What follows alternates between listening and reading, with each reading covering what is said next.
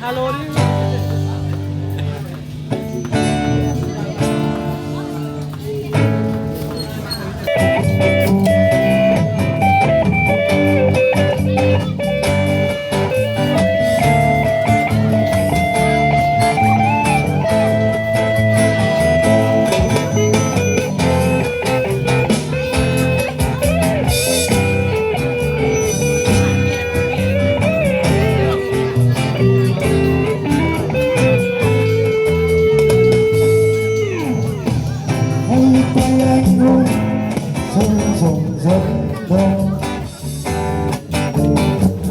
Đôi vai anh mang nỗi buồn rất lo,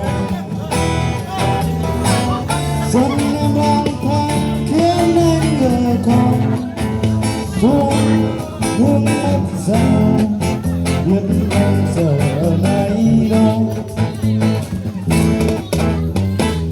Đôi khi cô đơn khiến anh tùng cầm, anh hỡi bao nhiêu nước mắt để đôi mình yên bên anh.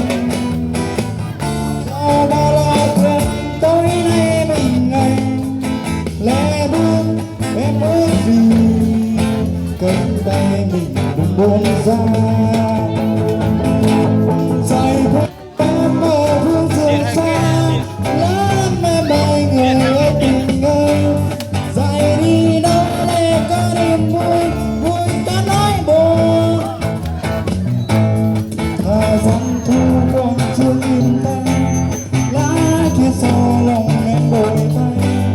Anh rất buồn để ôm một mình nhớ thương. Ngày cùng anh lòng anh từ đâu gió đang theo trường đám lò mơ. Một lần xa bóng tay của em là má bác lò. Nhìn vào mắt cô anh giờ đây cũng có miệng lệ tôn phần cây.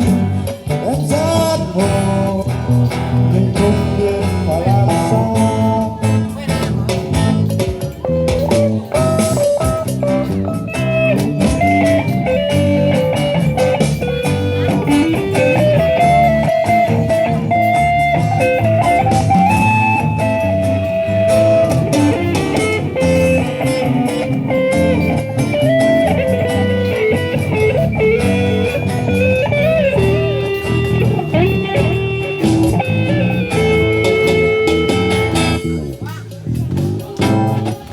Vâng.